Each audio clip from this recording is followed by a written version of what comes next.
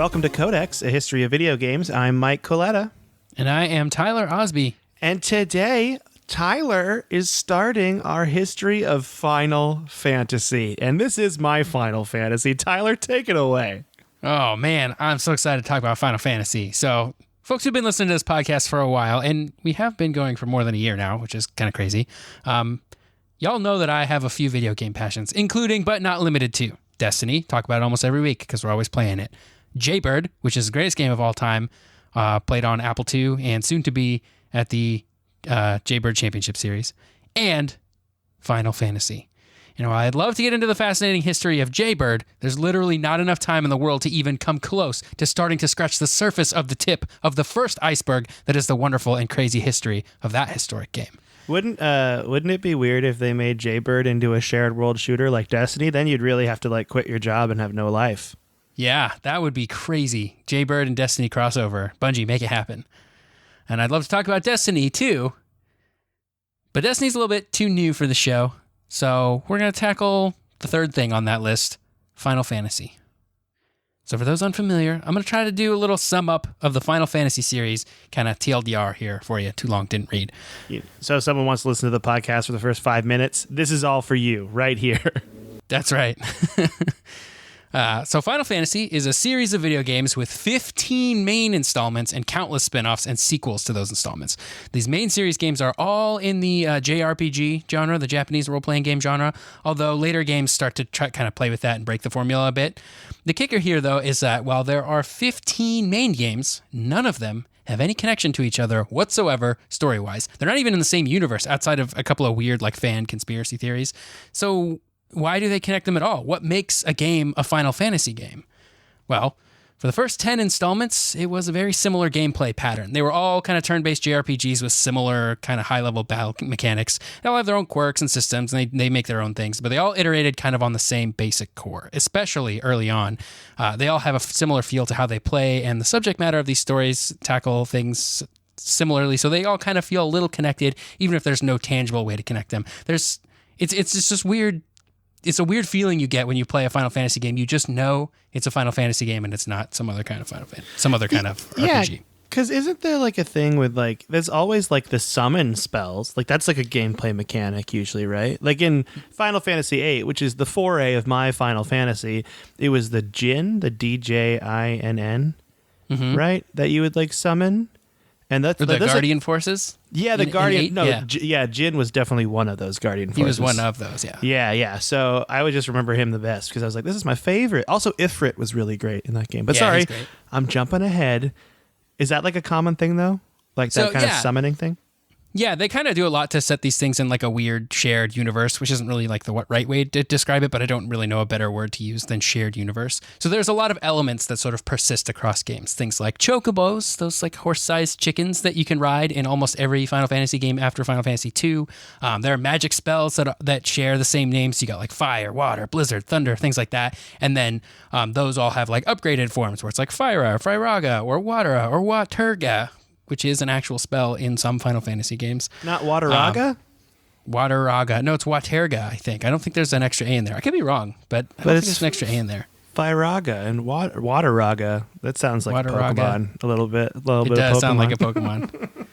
We're still coming down off of our Pokemon high from the past month and a half. That's true. So. I'm still wearing my red hat and denim jacket with gloves, so that's what I'm doing. Just every day. Yeah. So they have a lot of similar things like that. So even if you've never played a particular Final Fantasy game before, there's a lot of elements that will make it feel familiar, like you have something to hold on to as you embark on a brand new journey that's going to take you probably 40 to 50 hours or all around there.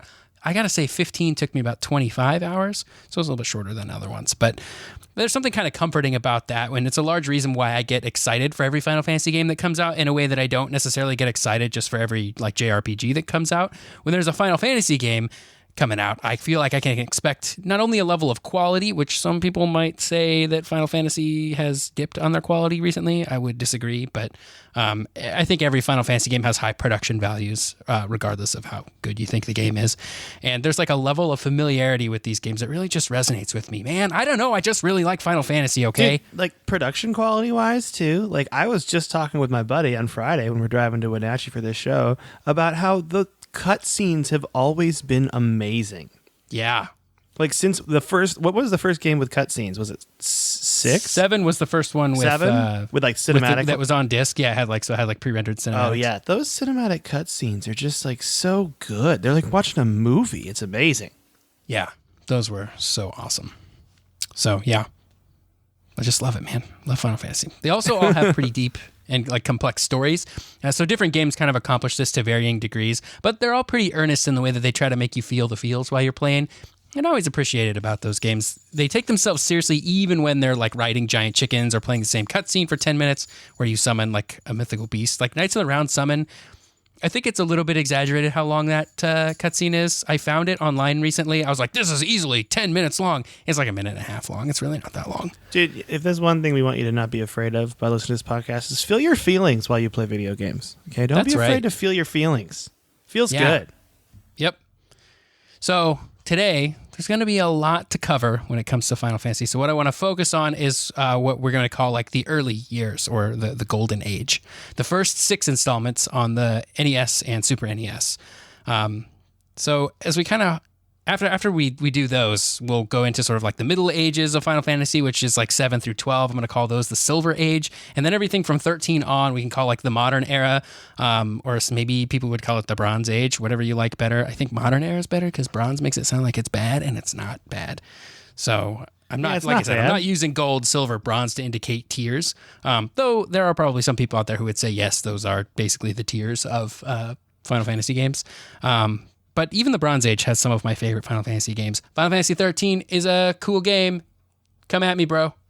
Love that game. Ooh, you heard it here first, folks. Tyler's ready to fight somebody. I love that game, and the second one is better, and the third one is also good. So, play them all. All right, let's get started on the history of Final Fantasy. So in the mid-1980s, in the heyday of the NES, or the Famicom, as it was known as in Japan, there was a company that made video games. Well, there were a lot of companies that made video games, but we're going to focus on one today called Square, a company whose logo weirdly has a triangle in it and no squares. Strange. Yeah, it's in the A. There's like a weird triangle thing. I don't get it. I guess I'm not really sure. Geometry wasn't their focus, huh? Hey. Roasted. Nope, Math but roasted. They should have named their company differently, probably. Doesn't matter. They were formed in 1986 by Masafumi Miyamoto, which has no relation to Shigeru Miyamoto, as far as I know. After he spun off the computer game software division from a company called Denyu-sha, which was like a power line company owned by Miyamoto's father. So for some reason, they had a software development company as part of their power line company. And Masafumi Miyamoto was like, you know what? Let's just make this its own thing. So he spun it off, and they made a few unsuccessful games for the Famicom, also known as the NES. So around this same time, there was a company called Enix, which you may recognize from Square Enix, which is because those two companies have combined today. But in 1986, they weren't combined. Enix was a separate company, and they released a game called Dragon Quest. And it was a pretty big deal. People really liked Dragon Quest, and that kind of inspired Square to make its own entry into this newly forming Japanese RPG genre. They called it Final Fantasy. Now, some folks say that they called it Final Fantasy because it was like Square's last chance, their final hope to be successful. And then if it wasn't successful, they weren't going to be able to have money to continue making video games. So Hironobu Sakaguchi, who is the designer of the first game, he refutes these claims, and he says that it wasn't really financially related, but it was kind of his last-ditch effort. It was like his final project for himself to make something successful. If it didn't go well, he was like, okay, this video game thing is not panning out for me. I'm going back to school. So, yeah. But really, what they really wanted, and really why they called it Final Fantasy, was because they wanted the initialism FF, because they thought FF sounded really cool in Japanese. They were going to go with Fighting Fantasy, but that had already been taken by a kind of choose-your-own-adventure style tabletop RPG, so they went for Final Fantasy instead. I like Final Fantasy more than Fight Fantasy. Fighting Fantasy. Me too. There's something like kind of cool about it. Yeah, it's also just so much more than fighting, you know? You got some story in there. You got Chocobos. Chocobos really are what I think of when I think of Final Fantasy more than anything. Yep, that's right. I'm a big Chocobo fan. They're weird, but I like them. Yeah, who doesn't like them? They are weird, though, for sure. Like, if I saw one in real life, I would lose my mind with fear, obviously. That would super weird me out, yeah. I'd be super scared. Okay, continue. Sorry. The first Final Fantasy had a dev team of just 7 people. Back in the day when games didn't really require a whole lot of people to make. So Sakaguchi ran design, and he brought in a couple more designers named Koichi Ishii and Akitoshi Kawazu. And even though they were working on the foundations of what we would eventually call the Japanese RPG genre, they actually took a lot of inspiration from Western RPGs at the time, like Ultima and Wizardry. That had come out on like PCs in the United States. What? Tyler, now you get to pronounce Japanese names. I know. It's difficult. Fun. It's difficult, but it's fun, you know? I feel like we're learning. I hope, Matt's been telling us we've been doing okay, which is what I like. I want Matt to like tell us if my pronunciation's correct or your pronunciation's correct. I do a lot of things in my life just for Matt's approval. You know Thanks, what? Matt. Shout out to Matt in Japan. You're the best unofficial co-host of this podcast. Thank you, Matt. Yep. So Final Fantasy released on the Famicom on December 18th, 1987 in Japan, and in the US 2.5 years later in May of 1990. So Europe wouldn't actually see any Final Fantasy games until 2003, when the first Final Fantasy games called Final Fantasy Origins would come out. Isn't that crazy? Whoa, that is nuts. Wait, no, that can't be right. Hold on. They must have got 7. That's the first time they wouldn't see any version of the first Final Fantasy, not any Final Fantasy game. Okay, here's my question, though. In those early days, did they have region locks on consoles? I don't know. Okay, I'm going to look this up. That's a good question. I think the cartridges just straight up physically don't fit from a Famicom into an NES because they're very different. They're like Famicom cartridges look more like Super Nintendo cartridges.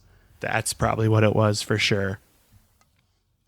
So they may not have been like officially region locked, but you weren't going to make it work. So, yeah. Totally. Anyway, good call. in the first Final Fantasy, you get to pick your party of 4 characters known as the Warriors of Light. The player can pick from 6 different classes: Warrior, Thief, Black Mage, White Mage, Red Mage, and Monk. And any combination of these is allowed. So you get 4 characters at the start, and you could go all Warriors or all Red Mage, or you could like spread it out and be 4 different things. And all of those classes had upgrades available to them later on once you get further into the game. So the gameplay itself is kind of what we'd nowadays call a standard JRPG. Much of the game is played from an overworld map similar to something like Legend of Zelda. And then as the player moves through the overworld and through the dungeons, they'll kind of randomly encounter bad guys that they have to fight in a turn-based combat system.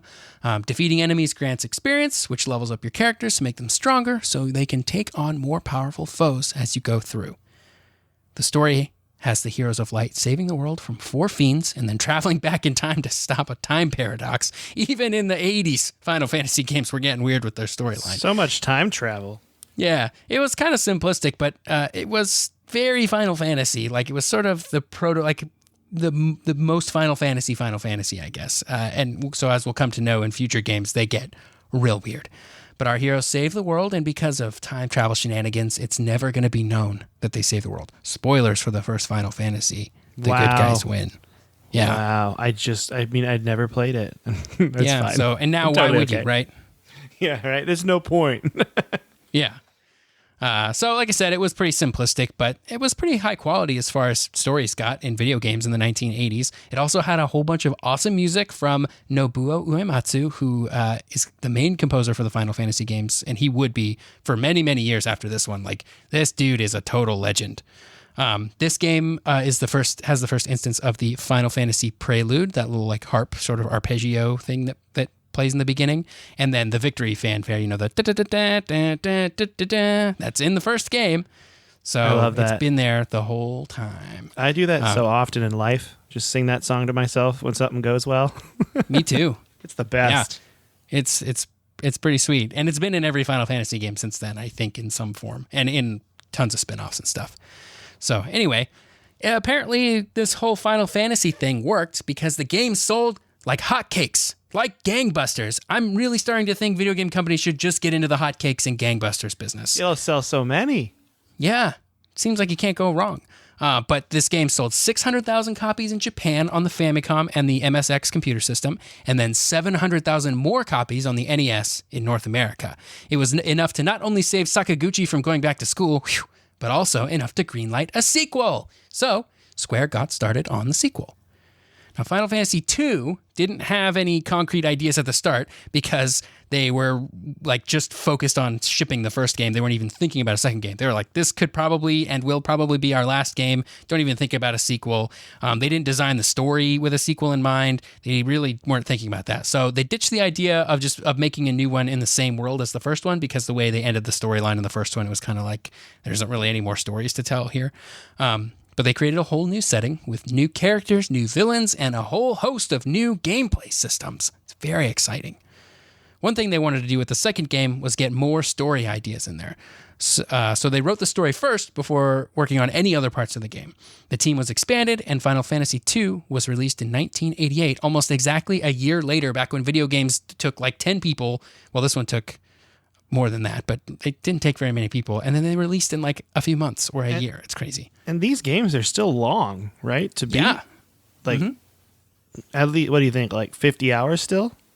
Well, let's check on Final Fantasy II. HowLongToBeat.com. This is one I haven't played the whole way through. I've mostly played later Final Fantasy games. Final Fantasy II.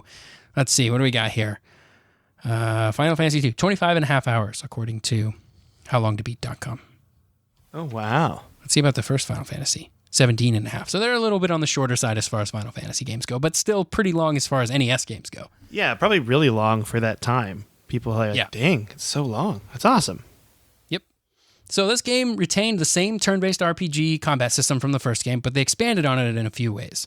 So instead of leveling up your characters holistically with experience points where you just gain just levels for your character, each stat on a character actually leveled up individually by using it. So if you like using a certain weapon type on a character, they'll continue to level up that skill, making them better at using that weapon. Same for magic spells.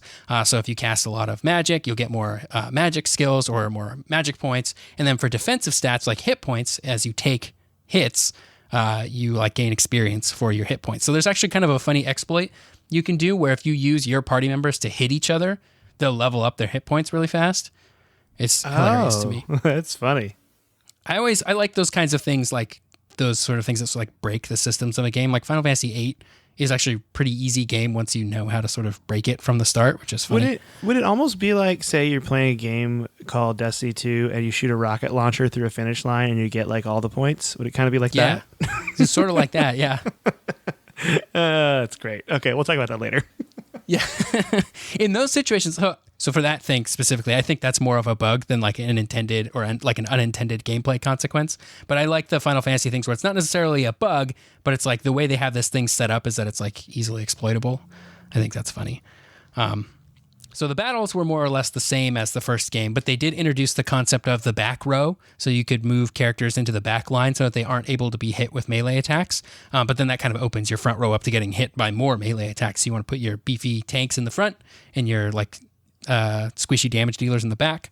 I kind of like that. That's kind of a neat sort of like trade-off that you have to make. Yeah, anything that adds more strategy, that really changes up the whole system of the game. So it's great. Yeah.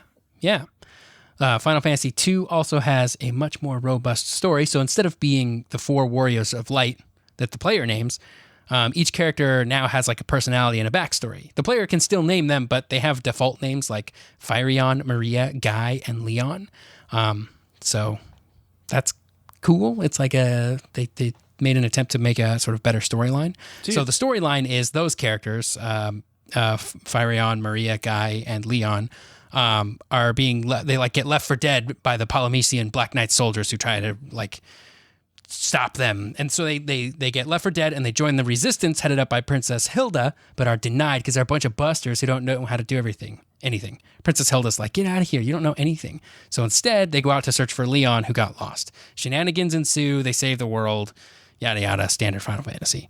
Also, I'm pretty sure there are like large monsters and bad guys that turn into gods, which is pretty standard for Final Fantasy. Yeah, you gotta have that in there, obviously. Yeah. If you're not killing a god by the end of a Final Fantasy game, like, is it really a Final Fantasy game? Yeah, it's not a Final Fantasy. It's just a random dull fantasy at that point. That's right. Yeah. See my new video game series, Dull Fantasy, episodes 1 through 15. One of the interesting things about Final Fantasy II is that it was never released outside of Japan on the NES. So they had plans to like release it elsewhere, but then there's some weird timing stuff where they're like, the Super Nintendo's coming out soon. We don't want to localize it, and we don't want to release another game on a dying console. Blah. So they decided not to release it anywhere outside of Japan. They would eventually release it in 2003 as part of the Final Fantasy Origins pack, in like sort of a 2-pack with Final Fantasy 1. and it had the first 2 games, but it didn't have the NES or Famicom versions of those games. It actually had the enhanced WonderSwan versions of those games that had way better graphics and felt more like a Super Nintendo version. Remember when we talked about the WonderSwan? And the only thing I knew about the WonderSwan was that they had the best versions of Final Fantasy 1 and 2. That's right there. That's it right there. Yep. Those ones came out, I want to say, like the late 90s, but it was still Japan only when they came out on the WonderSwan. So on the PlayStation with Origins, they actually added some cutscenes and stuff too, which is kind of cool. So that's neat. And then they released it on the GBA in 2004 as Final Fantasy Dawn of Souls, which also had the WonderSwan versions of the first 2 Final Fantasy games and 4 additional dungeons. Wow, how neat. But the best version to play is probably the PSP version, or maybe the Android iOS versions that are now based on the PSP version. Because the PSP version is also based on the WonderSwan version, but they upped the graphics pretty heavily, and it kind of overall just has the best feel to it. So highly recommend that version of the game. It's so cool to me now that these older games can just be ported to your phone. Yeah, I think that's really cool. My brother plays a lot of JRPGs on his phone and has finished like a lot of Final Fantasy and Dragon Quest games just playing them on his phone. And your brother is one of the coolest brothers I know. He's pretty cool. Of all of the people's brothers. So good for him. Yeah. So that's kind of Final Fantasy 2. The next game in the Golden Age was another one never released outside of Japan. On April 27th, 1990, just 3 days after I was born, Final Fantasy 3 came out on the Famicom in Japan. Now, this was around the same time as the first Final Fantasy was coming out in the US, so there was quite a bit of lag time there, if you know what I mean, on these Final Fantasy games coming across the ocean. So Final Fantasy 3 follows 4 orphans from the village of Ur. That's U-R. I think it's Ur or Ur. They kind of explore a cave that's been opened up by a recent earthquake, and they find a crystal of light, which grants them some of its power. Then it tells them to restore balance to the world, which is cool and kind of like Star Wars, I guess. So after finding out that the floating rock that they live on isn't the whole world, and they realize there's like a whole bunch more crystals out there, and that the bad guys are trying to get those crystals, so they have to go stop the baddies. And then they go like to the Dark World and they save the Dark Warriors, and that sort of allows them to bring balance to everything. And then they destroy the Cloud of Darkness and everything's fine. Pretty cool. Very cool. Yep. Spoilers for Final Fantasy 3, I guess. You know what? This whole thing is totally fine with these spoilers because it's not about the end with video games. Like a movie I kind of get, you know, because the whole point of a movie is a story. But with video games, it's like you get to see how they do it and the journey to get there. And then you feel like you earn it, too. So as far as these spoilers on these old games go, I think it's totally okay. That's my vote. I'll try to get a little bit less spoilery as we get more into more modern renditions of the game, like even especially Final Fantasy VII, because that has a remake coming out. They're like, I don't know, if you don't know about stuff that happens in 7, then this will be a fun way for you to experience it when you play the remake. So I'm going to try not to spoil those ones as much. So the gameplay in Final Fantasy III takes the same overall combat from the first games, but then modifies it a little bit further. So instead of picking your classes at the start of the game, like in the first game, or like sort of haphazardly building your character as you move through the game, characters can switch jobs at will outside of battle, which consumes some capacity points that they gain from battle. I'm not really sure how all that works, but as you battle baddies, you level up your jobs, you gain abilities from your jobs and stats from your jobs. It's pretty cool, and being able to change jobs kind of gives you some flexibility as you move through the game, so you can like change your party up as you go, which I think is kind of neat. And it's a system that was first seen in Final Fantasy III, the job system, but it wouldn't be the last time we see jobs. Like Final Fantasy V will take a lot of cues from this game. Final Fantasy 12 takes a lot of cues from this game. Well, some like the more recent versions of Final Fantasy 12, 13, 11, and 14, of course, being MMOs, take a lot of hints from the job system. So that's pretty cool. 3 also introduces summons, where you can bring in another monster that like does damage on your behalf and plays a really cool cutscene. It's pretty sweet. Music in Final Fantasy 3 is all my boy Nobuo Uematsu again. He is a legend. I don't know if he did the most recent Final Fantasy game, but I'm pretty sure he has done all of them except for 15. I should look that up. But yeah. So like much music. Yeah, and it's really good music too. The stuff that this guy composes. So if you find like a original soundtrack of a Final Fantasy game, you should pick it up because it's probably pretty sweet. So Final Fantasy III is another Final Fantasy that would not be released outside of Japan for a long time. In fact, it wasn't until 2006 when the game was remade in 3D on the Nintendo DS, not the 3DS. That's the first time it reached outside Japan really in any form. And the reason why is sort of similar to why they didn't port or they didn't bring Final Fantasy II over. It's because the Super Nintendo was out and they had already decided not to port 2 because the Super Nintendo was out, and they're like, this would be silly of us to do 3. And so they were just so focused on making Super Nintendo games to deal with Final Fantasy 3 that they were just like, you know what? This isn't worth it. We're not going to localize it. We'll just forget this one and get to work on our Super Nintendo game. So today, though, you can get Final Fantasy III on Nintendo DS or on iOS, Android, Windows Phone. It's also on Steam, I'm pretty sure, for the 3D version. I'm not sure which one is the best version, but the Steam one is the most recent one, so it's probably a good one to start with. I would love to see this game get ported to the Switch because it seems like a perfect fit. I know my brother played the Nintendo DS version back when it came out, and he said that it was super duper hard. Really? Like the difficulty just spiked for some reason? Yeah, that's another reason that they didn't want to bring a lot of Final Fantasy games over. We'll talk about it a little bit as we get into 4, but they were like, oh, those puny Americans don't know how to play video games. They'll just hate it because it's too hard. And so they didn't bring over 2 and 3. Are they saying they think I'm not optimal? Because I'm very optimal. I always they try think to you're optimize. suboptimal. Oh my goodness, I always try to optimize. This is hurtful. Yeah, well, sorry. Take it to Square in 1990. Well, that's what I'm going to do with my time machine. Some people go back and see crazy moments in history, and I'm going to go complain to Square that they think I'm not an optimal gamer in the nerdiest way possible.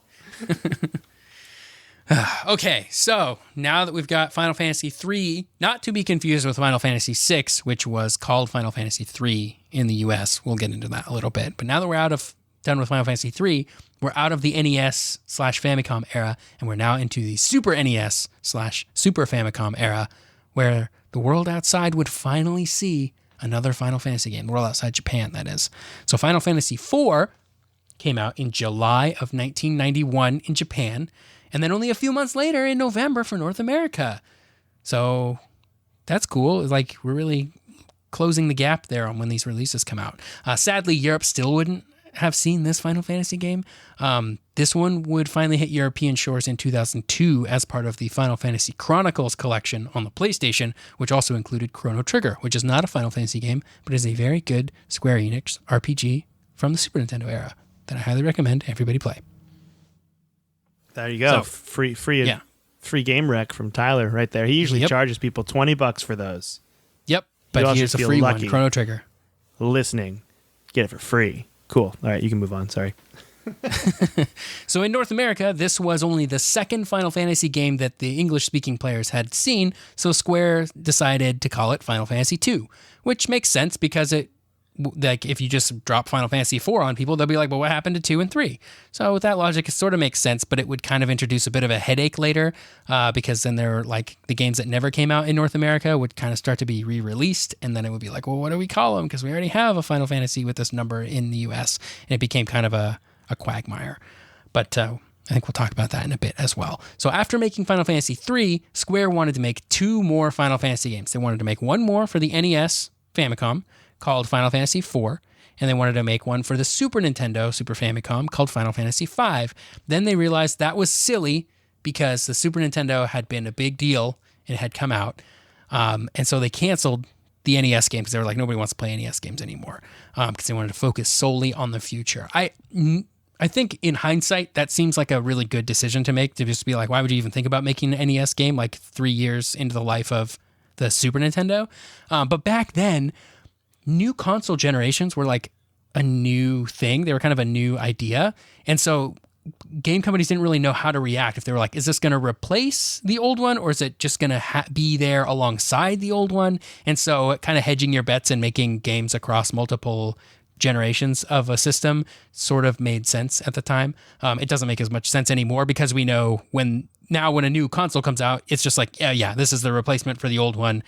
Finish up what you're doing for the old one, but don't start anything new on it, Also, because when you think about it, in their mind, they're probably like, everyone already has a regular Nintendo, like a regular NES or Famicom. So why wouldn't we make it? And they're like, but maybe we should really push this new one. And it's like, I could totally see them getting mixed up with this completely. Yeah. Yeah, So, definitely. good for them for making the right decision at the time and not even realizing it.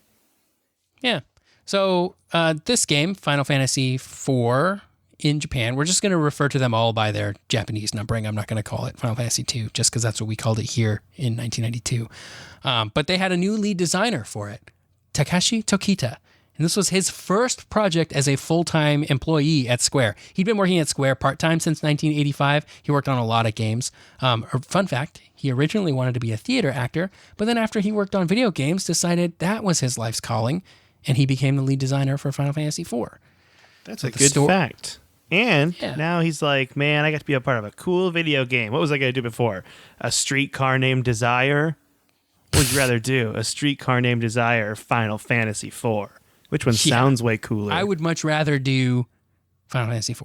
With that said, Tyler and I are writing a Final Fantasy stage play that is unofficial and it's not a at all Final condoned Fantasy by Square crossover Enix. with Final Fantasy crossover with Streetcar Named Desire. A streetcar named Chocobo. I don't know. I'm just kind of spitballing here. A Chocobo named Desire. Oh, that's weird. That's way better, but also weirdly sexual, and we should move on. Okay, so the story for Final Fantasy IV follows Cecil, a Dark Knight who is in charge of some bad guys doing some bad stuff. After he starts to question whether or not he should be doing the bad stuff, he gets demoted and has to hang out with his buddy Kane, who's the captain of the Dragoons. On their mission, some monster shenanigans happen, and Rydia, who is a young summoner, summons Titan out of anger, and that separates Cecil and Kane. So now that Cecil has met some good people, and they're starting to have some good influence on his life, he goes to Mount Ordeals, and he climbs it to become a paladin. It's a really great and touching scene in the Final Fantasy canon, and I highly recommend playing Final Fantasy IV. From there on, it's all about saving the world from gods and destruction, and your best friend is kind of one of the bad guys, and it's very sad, and there's some good moments in there. I think it's overall the best storyline out of the Final Fantasy games so far. So out of 1, 2, 3, and 4, it definitely is the best story of those that we've seen thus far. And it has some really great character moments and like a really memorable scene where some friends sacrifice themselves for the good of the group. And then you get to go to the freaking moon to fight the big boss man. It's awesome. I recommend playing this game. You had me at moon fighting. Yeah, the moon base is sweet. By so the they way, make a would you care if I called this episode's a Chocobo named Desire, the history of Final Fantasy? Because I kind of want to call it that. Is that okay with you? That's a great. That's the title. Okay, cool, good. All right, we That's can move a good on. title. Okay. So in the gameplay for Final Fantasy IV, they make some pretty big iterations here. I wouldn't say they change. They don't revolutionize it, but they make some pretty big evolutions here. So the character classes remain, but you can't change them like in Final Fantasy III. So each character is kind of its own class, and they don't change. They just learn their stuff as they level up. This is important to Final Fantasy IV because the class of each character is kind of important to that character. Like Rydia wouldn't be the same if she wasn't a summoner. Cecil's transformation from a Dark Knight to a Paladin is important story-wise, so like making them able to do other things like doesn't really fit with the storyline. This game, though, introduces the active time battle system, which would become a staple for future Final Fantasy games in some way or another. I'm pretty sure every game after this uses some form of ATB, except for Final Fantasy X, which uses a format called the conditional time battle system, which we will talk about when we get to Final Fantasy X. But in the ATB system, instead of each character just taking their turn in battle, just like one after the other, there's a bar that fills up before they can make their move. So some characters' bars will fill up faster than others, which introduces kind of a layer of strategy, since some characters will be allowed to have more turns than other characters just based on how fast their bar fills up. And there's a stat for that in most Final Fantasy games if you want to make it fill up faster. So it kind of adds a cool, like, other element of strategy that I really enjoy. And that's still like the front line and the back line, right? Like that stayed through all. So it's like they just the more dimensions they add to it, I'm like, that's really cool, you know? Yeah. It would be I really bad like though it. if your favorite character was one of the really slow ones, so you didn't get to use them as often. Yeah. Well, that character is probably really awesome otherwise, to compensate for them being slow, probably. Oh, that's good to know. Yeah. So in North America, they released this, they called it Final Fantasy II, and they released it with a much reduced difficulty level. Remember when we were talking about how the developers at Square were like, Americans just suck at video games and they won't like it if it's hard. I remember being suboptimal. I totally remember. Yeah. So they released the version that they released of Final Fantasy IV in the United States was made way easier. I'm not sure exactly in what ways it was made easier, but they just made it easier overall across the board. This version actually was eventually released in Japan. Also, they called it Final Fantasy IV Easy Type. So you could buy a whole new version of this game that was like, oh, for those puny US gamers, you can play. They're really rubbing it in, aren't they? That's rude. Yeah. So Final Fantasy IV did get a bunch of re-releases like every other Final Fantasy game. They eventually did release it in Europe when it was ported to the PlayStation as part of Final Fantasy Chronicles. They bundled that with Chrono Trigger. I think we talked about that already. And then this version also added some cool cutscenes because it was on PlayStation on a disc, which is neato. They ported it to the Game Boy Advance in 2005, which I think was the first time the harder Japanese version was available for English-speaking players. So if you played it on GBA, you played the hard version. The best version, though, was first created for the Nintendo DS in 2007. This is the version of this game I played. It's like fully 3D. It's got voice-acted cutscenes. It's like built all from the ground up to just like take advantage of the DS. It's really, really cool. And it's also, I would find this out later after I finished it, the hardest version of the game. So I didn't play the puny easy type version. I played the super hard version and I finished that game. So I feel pretty good about that. Osby, optimal, gamer, let it be known. He beat it. That's right. You're the best. Never change. This is where I cue some 80s motivational music like you're the best around or something. We'll see what I can do. I'll write another. You're the best around. Okay.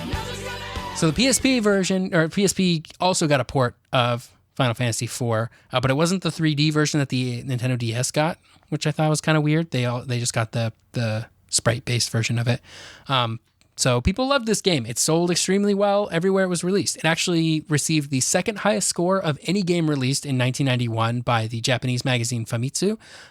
It scored a 36 out of 40, which means that, so for the games in Famitsu, they have 4 people rate them, like 1 through 10. And so the game's final score ends up being a combination of all those ratings. So 36 out of 40 means that everybody gave it a 9 out of 10, which is pretty sweet. That's really good, yeah. Yeah, the only game that beat it that year actually was A Link to the Past. So if that's the only game that beats you in a year, I'd say you're doing pretty good because Link to the Past is also a phenomenal game. Another free game recommendation from Tyler Osby. Play Link to the Past. There it is, Link to the Past. Oh my gosh, it's like you're getting like $40 value this podcast for free. Yeah, for free. That's crazy. So after releasing a new Final Fantasy game outside of Japan, Square decides to go old school with it and start working on Final Fantasy V, which would, once again, be released only in Japan. That's why I say old school, because they decided not to release it outside of Japan.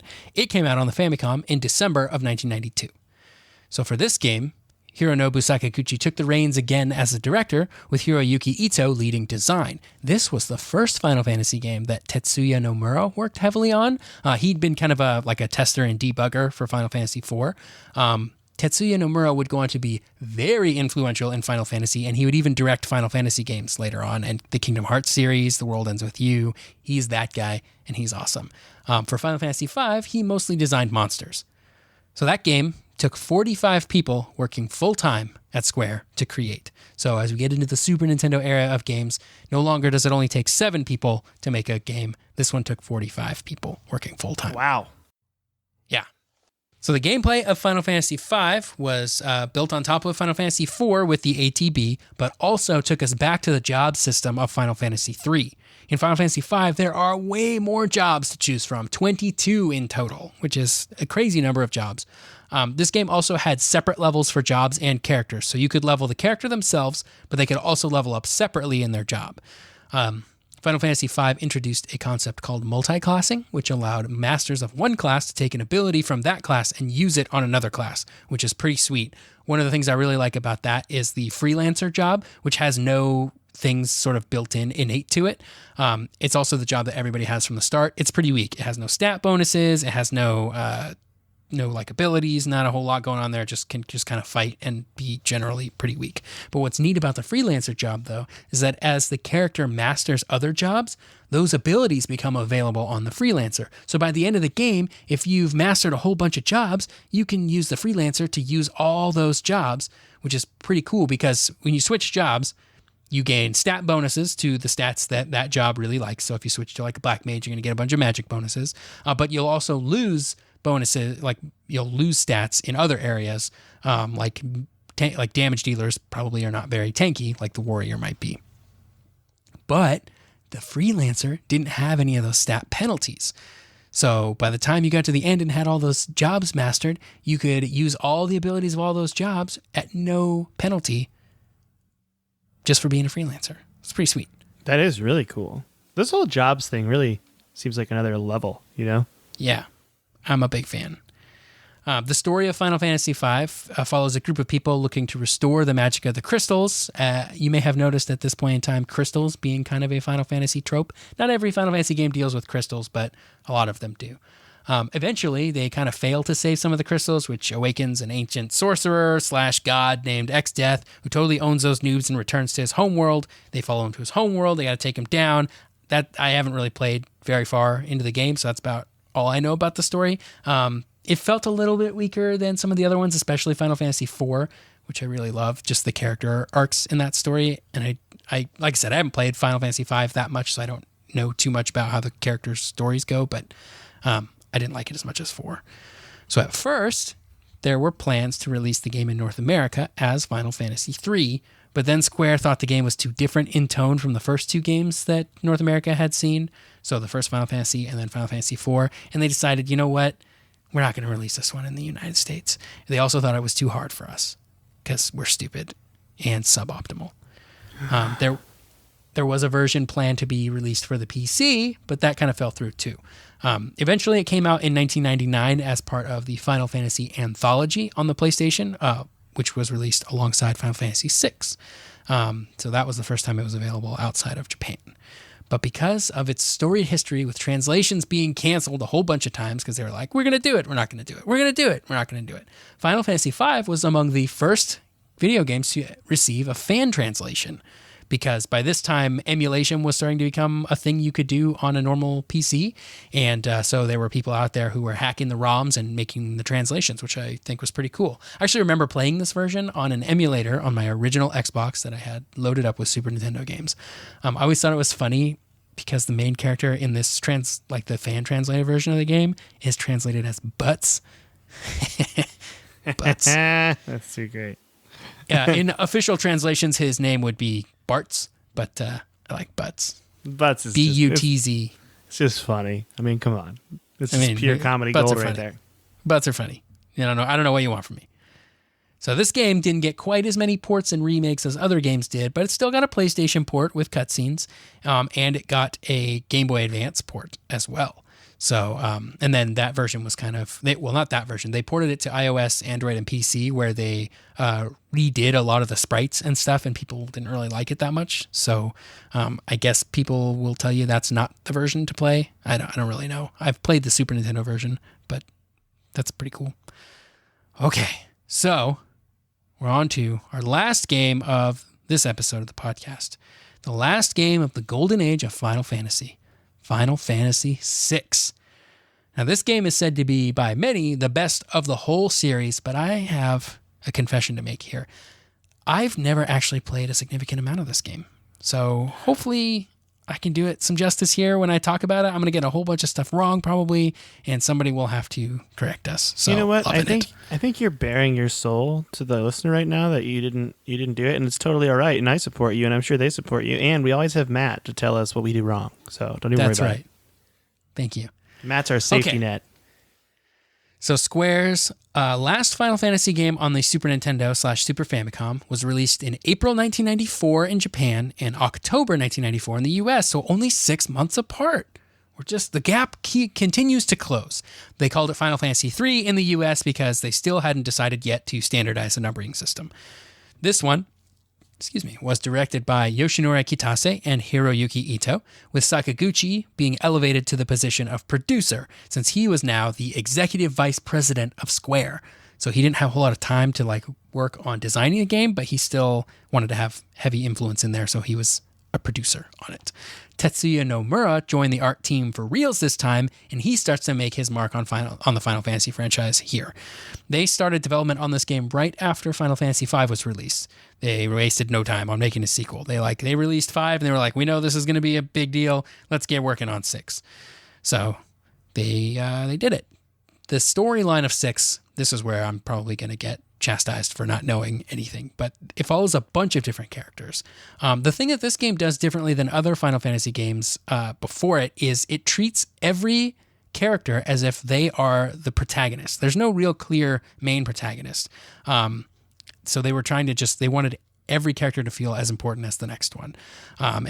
So what they did was they gave the player the ability to swap party members almost at will, kind of almost whenever you wanted. The characters are super deep and rich. They all have their own goals and motivations, and they all change in meaningful ways along the journey. It's, as far as I know, because I haven't played it, it's a very beautiful story that I should probably just pick up and play one of these days. Also, Kefka is an awesome villain. He's like the Joker with god powers. It's super scary. I'm scared when you just had that description. I'm terrified.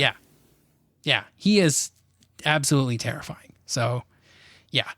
The gameplay goes back to the class system of Final Fantasy IV, where all the characters kind of have their own class and their own sort of special abilities, but this one introduces espers, which are enemies that once you defeat them, grant the party magical powers, including the ability to summon that esper. So you could get an esper that gives you different magic abilities and stuff like that. So you can customize your characters in that way, similar to the job system of 3 and 5, while also keeping the character's identity as being something different on its own. It kind of foreshadows what they would do in Final Fantasy VII with materia, but we'll get there soon enough. Most of the characters are pretty similar in stats, with having just a thing or two that differentiates them. But since the players could swap them around all the time, the designers didn't want them to have to change up their playstyle too heavily around who was in their party at the time, so they made them all kind of mostly the same. The combat system is the same kind of ATB as 4 and 5. They didn't really change a whole lot in that respect because they sort of had a winning formula, and they were like, yeah, let's just keep this rolling. If it ain't broke, don't fix it. Yeah, that's right. The real appeal, I think, of this game is the world and its characters. So 4 and 5 had cool stories with neat characters, especially 4. I love 4. 6 really took this to a whole new level and really cemented the story-driven focus that all Final Fantasy games have sort of had in some respects, but in 6, they decided to double and triple down on it, and they just have continued down that path, and I think that's the right thing for them to do. These games have like really fun stories. Just to prove that, too, when you mentioned Kefka being terrifying, I just Googled it now because I wanted to look at it, see what he looks like. Yeah. And I went to his Wikipedia page, and it was super long with backstory and detail. Like, it's getting pretty intense. Yeah. It's nuts. So, again, I wish I had some more experience with this game. This is one that it's just been on my list. I've been meaning to play it, but JRPGs are such a big time commitment that it just never really became a priority for me. So maybe I'll play it soon. But if there is anybody out there who does have experience with this game, please let us know. You can send us an email, or even better, I'm volunteering this. I didn't tell Mike I was going to say this, and I'm going to say it right now. You could send a voice clip to codexhistorypodcast@gmail.com. And maybe we'll play it on the show. No promises, because like I said, I didn't tell Mike I was going to say this. So you know what? It depends on the quality of the voice clip. I mean, if I can understand them clearly, then I'll totally put it on the show. But if it's something that's really hard to understand, I will probably try to decipher it and read it off. But great. If you want to send us a voice clip, we'll gladly edit it in if it doesn't sound like you're on a phone in an airplane shaking maracas or whatever. We will for sure consider it. Yes, definitely. I would love to have that on the show. It'd be cool to do like a call kind of thing. So yeah, definitely. Yeah. I'm fine with it, Tyler. Not angry at all. Totally good. Cool. So next week, we'll start to cover what I consider the Silver Age of Final Fantasy games, and we will start off with the elephant in the room, Final Fantasy VII, which is a game I adore. I absolutely love that game, and I'm super excited to cover it. It also got so many spin-offs and other games that take place in its universe that there's probably a whole episode just on Final Fantasy VII spin-offs that I would love to talk about. Maybe. We'll see. But I got a question for you, Mike. What's that? What you been playing? Ooh, I beat Doom 2016 a couple so days good. ago. So fun. Killed that creepy, scary spider thing. Super great. Got all the secrets and the collectibles and stuff because that makes it more fun for me. And I'm a total achievement snob, and I try to get those whenever I can. But it was a really great game. And yeah, it's just like murder parkour. It's perfect. It's just got this rhythm to it, and it just feels great. And I'm really into it. And I actually kind of wish... I didn't try the multiplayer. I just immediately uninstalled it because I have that Game Pass now, and I have so many games I want to play. Next on my list is Outer Wilds. That's the next one on my list. So I will be talking about that hopefully next week if I have some time this week to play it. But it was really great. And then I've been playing Destiny with you because that's our thing we do for funsies, and it was great, and it's really great. And we got the exotic Outbreak perfected because we had a nice person finally. Sherpa us. We waited a while for that one. Yeah, but it was really fun. Another like mission thing, like a timed mission challenge, and we beat it. Yeah, and those always feel really rewarding. But what have you been playing? I've been playing Destiny, like you said, but also I have Game Pass for PC, and so I've been playing a game called Prey, Prey. I've heard so much about Prey, and I had never played it, but you described it as being a little like BioShock, kind of, right? Yeah, it's very similar to BioShock. It's so similar to BioShock in a way that I'm not sure if I love it or if it's like feels like a ripoff. So far, it's been pretty high quality. So like the sort of storyline that it's weaving, I'm not very far into it yet, but like the backstory stuff that they put in the world for you to find has been kind of neat. But it's so similar to BioShock, right down to like there's some Art Deco stuff going on there. The first weapon that you get is the same kind of like pipe wrench that you get in BioShock.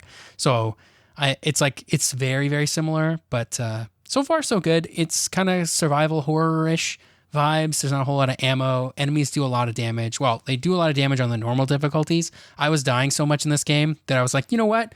I don't have anybody to impress. I don't need to prove anything to anybody. And so I put the difficulty on story difficulty, and now I take almost no damage from bad guys, and it's great. And I love it, and it's allowing me to play through the story and really take it all in, which is the reason I'm playing that game, not so much for the combat. So totally, that's how I feel. I actually almost put Doom on easy while I was playing it. Not like I was dying a ton, but I was just like, I kind of just want to burn through these rooms and like read these codexes and keep going because it was really fun. But I left it on normal, okay, because I wanted to prove to Square in the early 90s that I am optimal, okay? This thing just bums me out. They didn't think we're optimal. But then again, I was also 3 years old, so that's probably an issue with that. Yeah, you may have had a hard time in the 90s. Do you ever feel like, this is just a weird question that we're going to end the podcast with, because why not, that you were better at video games when you were a kid? Yes, I don't know about when I was a kid. Depends on how far back you want to go. But if we're talking about like, I feel like my peak was like 17, 18 years old. Oh, see, I'm talking like 64 for me. Oh, no, I wasn't very good at Nintendo 64 games. Because those games, I feel like I was so much better at them, and then I tried to play them again, and I was so bad. Oh, I'm so sorry. I mean, maybe it's just I've been living my whole life lately as like a shooter PC guy, and then I switched back to that controller, and I'm like completely mindless. That's probably it. But there were some games where I was like, I tried to play Mario Golf, and I got hosed. This is a while ago, by the way. But I was like, dang, did I lose it? Did I lose my Mario Golf skills? Who has no idea? But okay, so yeah, that's good to know. But yeah, don't you actually technically... Your reflexes go down when you get older. That's definitely a thing. That's definitely a thing. Yeah, for sure. But I mean, we're still poning noobs on Destiny, so I don't know what you're talking about. All these kindergartens. That's right. Line up. We're trying to taught a get lesson. to the top of the competitive ladder here, sitting at our like 50 competitive points, and we can't seem to. Yeah, and sometimes it involves us getting really mad and taking a break so we can go eat dinner. Oh, man, this is great. I'm super excited about this, Tyler. I don't know much about Final Fantasy, and this has been really great. And the only thing I can add to is Final Fantasy VIII, because I played the first 3 discs of it, I think, before I got stuck and stopped playing. So I feel like I can add a little bit to that, you know? Mm-hmm. That's a great game, too. Talk about Gunblades, you know what I mean? Cool cinematics. Yeah. But I know all about Gunblades. Who doesn't know about Gunblades? They're the best thing. Didn't you say you had one? No. My friend has one. My friend has a Gunblade in his house, and the next time I go over there, he's like, you can hold it and play with it if you want. I'm like, thank you. But if you want to email us about how much you love Gunblades, you can email us at codexhistorypodcast@gmail.com. You can send us a voice clip, like Tyler said. about your experiences with Final Fantasy VI, and I will gladly put that at the beginning of the next podcast or whenever. I mean, you don't have, there's no deadline. You don't have to do it now. I just want to throw that out there. And then you can also tweet at us at me Coletta. That's me. And Tyler's at SneakerElf, ELPH. And that's, I think, leave a rating and review and tell your friends if you feel like being a nice person. You don't have to, though. It doesn't mean you're not a nice person if you don't do it. Just it'd be a nice gesture to us to do. You know, I don't want to put people in a corner. You know what I mean, Tyler? No, not all nice people leave a comment or a review. I think all people who leave a review are nice people, if that makes sense. That's true. That's true. Unless you say 1 star, I am not a nice person and I do not like Tyler and Mike and their podcast. That would be a not nice person doing it. Would give 0 stars if I could. That's true. I would give that person 0 stars in life. Roasted. Take that. Got him. And I would also call them suboptimal. So with that, we will start part 2 of A Chocobo Named Desire next week. And with that, thank you so much for listening, and bye, everybody. Goodbye.